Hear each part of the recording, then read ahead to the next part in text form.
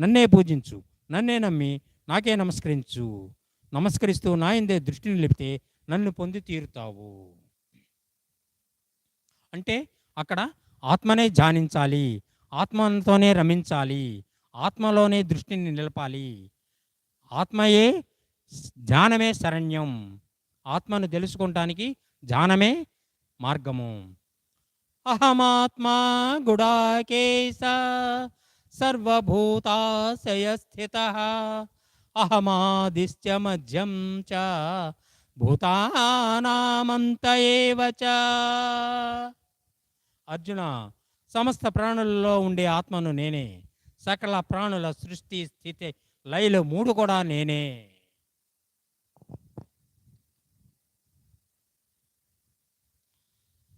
నతు మాం శక్యసే ద్రష్టుం అనేనైవ స్వచక్షుషా దివ్యం దదామి తే చక్షు పశ్యమే యోగమైశ్వరం.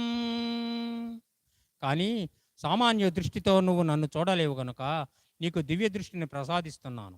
అపురూపమైన నా విశ్వరూపాన్ని ఆ చూపుతో చూడు. ఆత్మదర్శనం, పరమాత్మ దర్శనం, బ్రహ్మాత్మ దర్శనం స్థూల దృష్టికి లభించేవి కాదు. చర్మ చక్షుల దృష్టికి గోచరమయ్యేది కాదు. సూక్ష్మాతి సూక్ష్మమైన ఇంకా సమస్త సృష్టిలో అంతటా వ్యాపించి ఉన్న ఆత్మ దర్శనానికి, పరమాత్మ దర్శనానికి, బ్రహ్మాత్మ దర్శనానికి దివ్యచక్షులు కావాలి, జ్ఞాన నేత్రాలు కావాలి. అవి ధ్యాన సాధన ద్వారా మాత్రమే, యోగ సాధన ద్వారా మాత్రమే, తనకు తానుగా మాత్రమే సిద్ధింప చేసుకునేవి.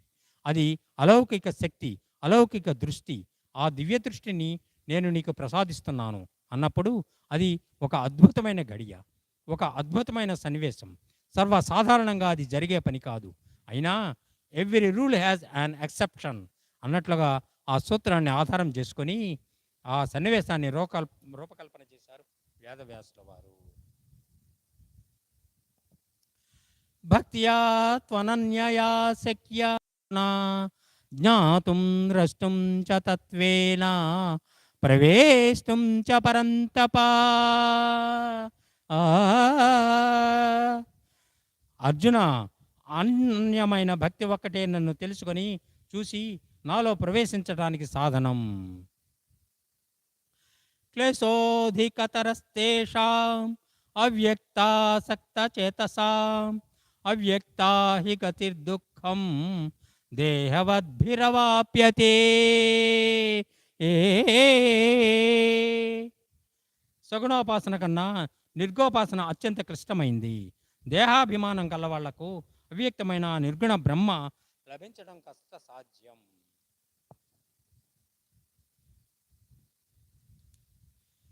యో న హృష్యతి న ద్వేష్టి న శోచతి న కాంక్షతి శుభాశుభ పరిత్యాగి భక్తిమాన్ యః మే ప్రియః.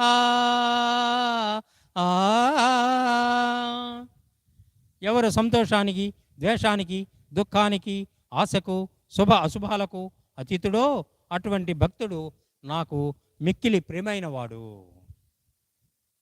ఇదం శరీరం కౌంతేయ క్షేత్రమిత్యభిధీయతే ఏతద్యో వేతి తం ప్రాహు క్షేత్రజ్ఞ ఇతి తద్విదః.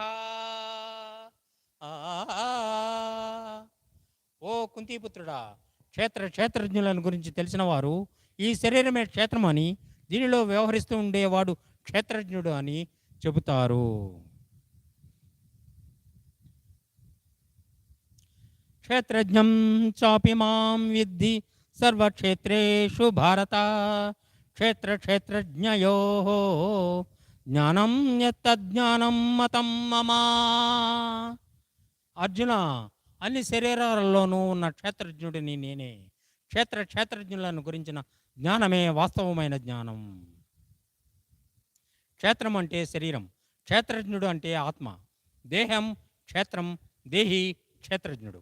సమస్త ప్రాణులలో ఉన్న క్షేత్రజ్ఞుడు పరమాత్మయే. ఆత్మ పరమాత్మలో అభేదాలు. ఈ రకమైన జ్ఞానమే అసలైన జ్ఞానం అని ప్రతి సాధకుడు తెలుసుకోవాలి.